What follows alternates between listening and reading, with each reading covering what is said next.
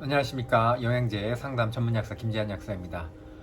자, 오늘은 약에 대한 이야기보다 저의 개인적인 이야기를 하겠습니다. 왜냐하면 제가 어제 정말 이 약국을 제가 11년을 하면서 제가 이 약국을 해야만 하는 이유, 또 그리고 제가 있는 지역에서 정말 존재하는 이유를 알게 해준 단골분이 오셨거든요. 정말 많은 사람들 만났잖아요. 수천 명에서 거의 10,000명 가까이 되는 많은 사람을 상담했는데, 저한테 딱 한 명을 환자분을 꼽으라고 하면 딱 한 분이 계십니다. 옆 동네 사시는 분인데, 제가 이때까지 배운 모든 공부와 지식과 뭐 그 이상의 모든 걸 다 쏟아부었던 분이에요.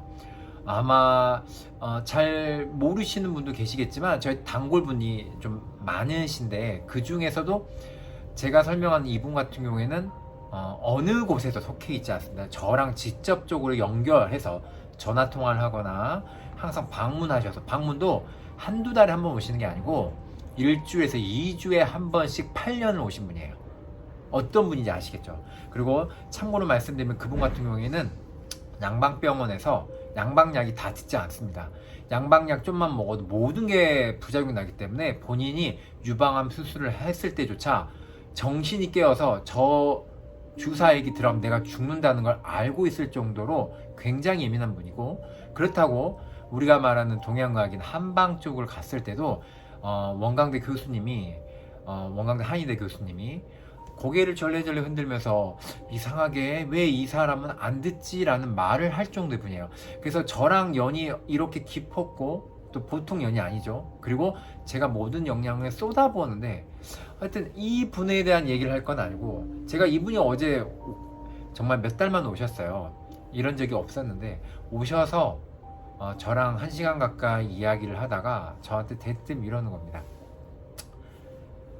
그분은 참고로 저랑 많은 이야기를 합니다.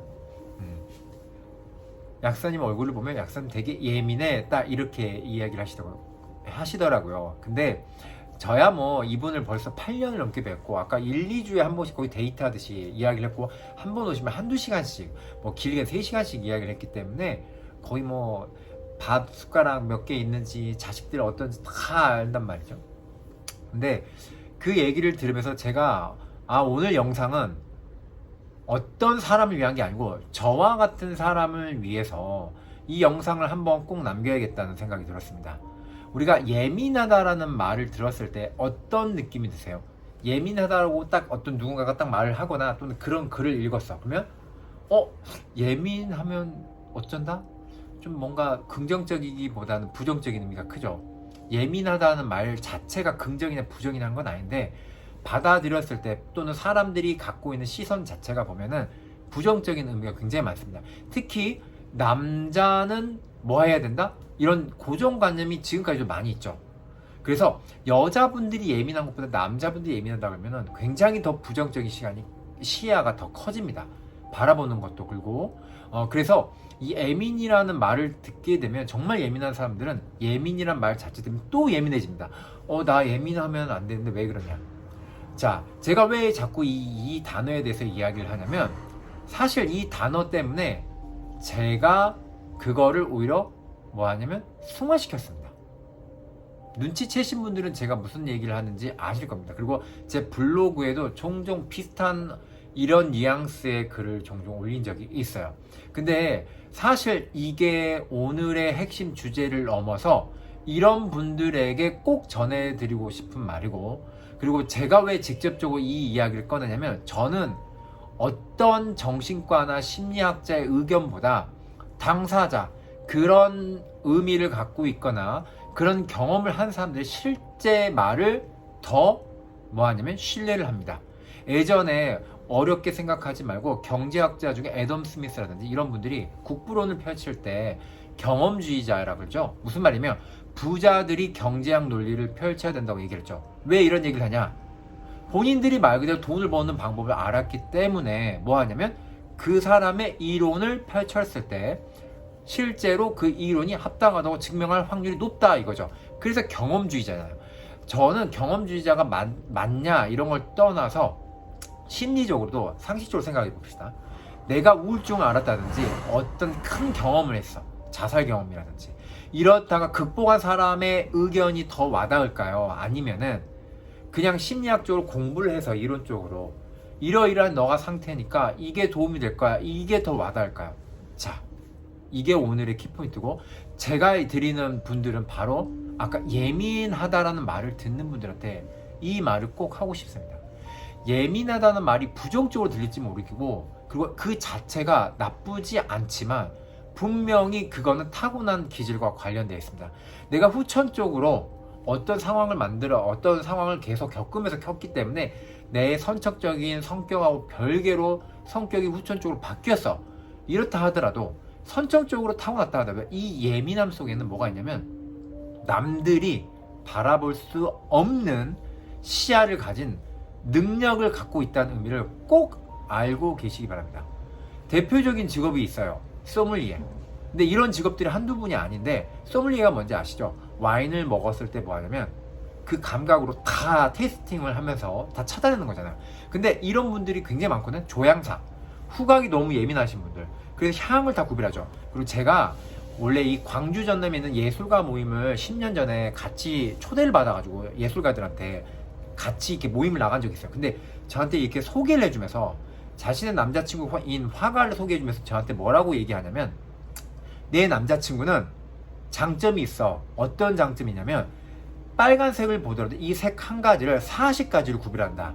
이렇게 얘기하는 거예요. 그래서 제가 무슨 말이냐 했더니, 우리가 단어를 봐도 빨간색도 일반 빨간색이 아니고 더 빨간색, 덜 빨간색, 거무죽죽한색, 빨간색도 분류가 많죠. 근데 그 색을 구별할 수 있는 게 10가지만 구별하는 사람이 있고 3가지만 구별하는 사람이 있고 50가지 넘게 구별하는 사람이 있고, 사람마다 다 다르다고 하더라고요.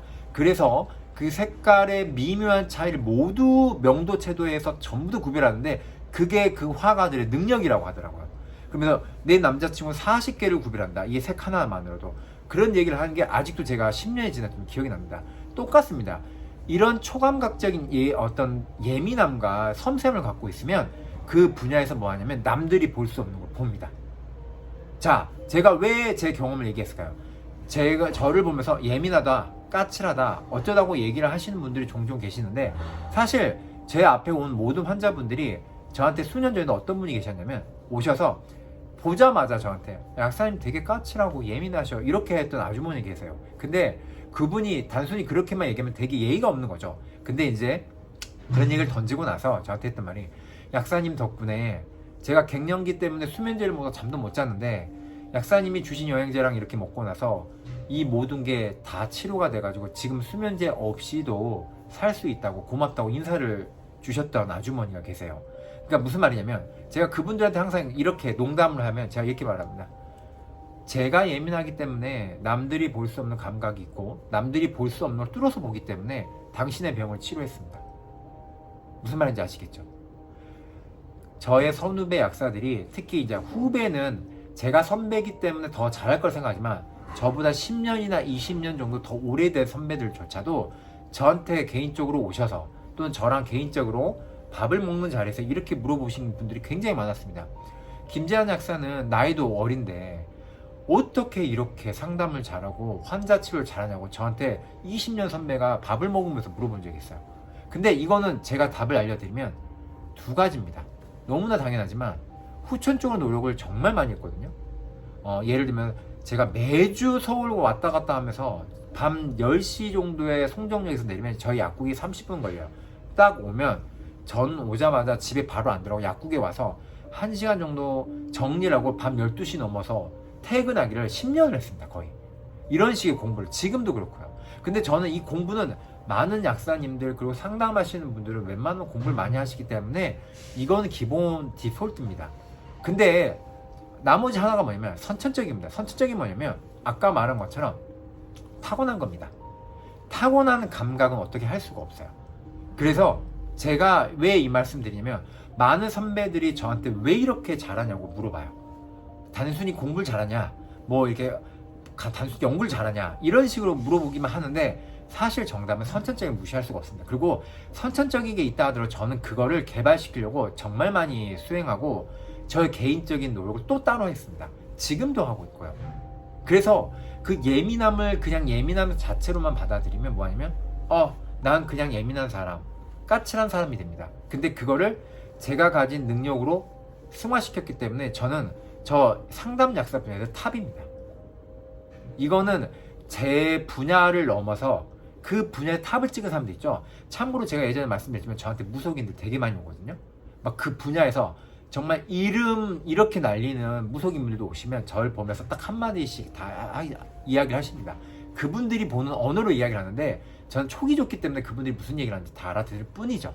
그리고 뭐 저한테 의사분도 많이 오고, 제가 블로그에도 썼지만 약사님들조차도 저한테 오셨을 때 자기 몸을 다 맡기면서 분석해달라고 합니다. 똑같이 말합니다. 자기 가족도 분석해달라고 요즘은. 그리고 뭐 기본적인 뭐 기독교 뭐 목사님 자식분들, 이렇게 저랑 오래된 단골분들, 뭐 천주교 신자분들, 각 종교 상관없이 이렇게 다양한 스펙트럼의 사람들이 오는데, 어찌됐든 간에 기본은 뭐냐면 그 분야의 사람들이 뭐 이야기를 하더라도 핵심은 똑같습니다. 꿰뚫어 보는 거. 그 예민함이 있기 때문에 선천적으로 타고난 걸 승화시켜서 이렇게 뚫어서 잘 보는 겁니다. 이 이야기를 자꾸 하는 이유는, 예민하다고 했을 때 그거를 자꾸 어제 오셨던 단골분도 우리 가족들이 예민하고, 근데 저는 그 단골분이 예민하지만 타고난 감각을 갖고 있다는 걸 저는 이미 예전부터 알고 항상 이야기를 들었어요. 근데 이제 몸이 아프고 힘들고 예민하니까 자꾸 그 얘기를 하시는데, 저 또한 예민할 때 힘들 때도 있지만 예민한 그 감각이 분명히 갖고 있는, 남들이 가질 수 없는 장점이 분명히 있습니다. 이 영상을 보시는 그 예민한 분들이 꼭 뭐 하냐면 본인의 그 장점을 찾아서 꼭 살리시길 바랍니다. 그러면 그 예민함을 다룰 때 문제도 있을 거 아니에요. 감각이 예민한 만큼 아까 말한 것처럼 감정이 불안정해질 수도 있고, 또 인간관계에서도 좀 문제가 생길 수도 있잖아요. 그래서 저는 어떤 걸 하냐면, 여러 가지를 하는 것 중에 뭐 사회생활 할 때 뭐 취미생활도 있고 여러 가지가 있지만, 저는 명상을 하는 습관을 굉장히 많이 들었습니다. 근데 그 명상이 엄청 크거나 대단한 건 아니에요. 예를 들면 저는 지금 벌써 7년째 하고 있는데, 어떤 계기도 있었지만 자동차를 딱 타고 퇴근한 다음에 저희 집 앞에 딱 도착을 하면, 저는 집에 바로 들어가기 전에 정말 딱 이 말 한번부터 합니다. 제 차가 지금 18년, 거의 20년을 타고 있어요. 한 차만. 그러면 저는 그 차를 타고 나서부터 큰 교통사고가 난 적이 없거든요. 그래서 저는 항상 뭐 하냐면 7년째 도착을 딱 하면, 집에 하면 딱 이 말부터 합니다. 이렇게 안 해도 됩니다. 뭐 각 종교가 있으면 알아서 하셔도 되고, 오늘 무사고라, 정말 이 차 정말 고맙다. 이게 명상이고 기도입니다. 그리고 명상 기도를 어렵게 생각하지 마시고, 뭐 본인이 종교가 있으시면 그 뭐 교회를 가시든 뭐 불교를 가시든 절을 가시든 간에 성당을 가시든 간에 꼭 앉아서 이렇게 해야 되면 기도가 아닙니다. 제가 지금 있는 이 공간에서 그냥 딱 앉아서 눈을 딱 감고 뭐 10초 1분도 필요 없습니다. 딱 이렇게 눈 감고 감사합니다, 또는 속으로 그냥 아무 말도 안 해도 됩니다. 이렇게 눈 감고, 지금 굉장히 짧죠? 3초 5초 될까요? 이거 자체가 명상입니다. 이것만 하셔도 됩니다. 사람들이 명상하고 기도하면은 막 이렇게 해야 된다든지, 무슨 말을 해야 될지 모르겠다든지, 또는 어떤 장소를 가야 된다든지, 또 뭐 1분 막 이렇게 압박감을 갖고 하시는데, 그러지 마시고 사소한 것부터 시작하는 게 가장 큰 일을 벌이는 거고요. 사소한 날개짓이 태풍을 만들어냅니다. 나쁜 뜻이 될 수도 있지만 뭐냐면 굉장히 큰 좋은 의미가 되고 반향을 일으킬 수 있습니다. 그래서 저는 이 영상을, 오늘은 약에 대한 이야기도 아니고 어떤 이야기도 아니라, 이 영상을 보시는 예민한 분들이 나의 장점을 꼭 발견하고 반드시 있다는 걸 아시고, 저는 제 분야에서 최고가 된 것처럼 당신의 분야에서 꼭 최고가 될 수 있어요. 그 최고라는 게 꼭 1등을 해야 최고가 아닙니다. 내 자신을 그대로 받아들이고, 그리고 그 장점을 살려서 나의 장점을 최대한 올리고, 나의 예민한 단점이 될 수 있는 거는 아까 말한 건 본인만의 방법을 찾으실 수 있어요. 줄일 수 있는 방법. 그렇게 하셔서 타고난 거 뭐 하냐면 없앨 수 있는 게 아니고 살리셔가지고 이 남은 인생을 행복하게 사셨으면 좋겠습니다. 그리고 예민한 사람들에 대한 이야기가 심리학자부터 시작해서 여러 가지 유튜브 채널이 있는데, 제가 그 웬만하면 다 봤거든요. 근데 그렇게 와닿는 게 없었어요. 왜냐면 그 사람들이 예민한 사람들이 아니었기 때문에. 그래서 저의 이야기가 본인들의, 이 영상을 보시는 분들 중에 한 명이라도 어떤 도움이 되셨으면 해서 이런 영상을 찍게 되었습니다. 저랑 혹시 나중에 상담에서 만나게 되면 제가 제 개인적인 경험부터 시작해서 아마 많은 이야기를 또 해드릴 수 있어요. 이야기를 하다 보면 아무래도 약 이야기나 건강 이야기만 할 수가 있는 게 아니라는 걸, 제가 상담이라는 것 자체 영역이 이렇게 넓다는 걸 몸소 깨달았기 때문에, 혹시 개인적으로 만나서 이야기하신 분 중에는 또 다른 뭐 영감을 얻거나 저한테 도움을 받으실 수 있으면 참 좋겠습니다. 다음에도 좋은 이야기로 또 찾아뵙겠습니다.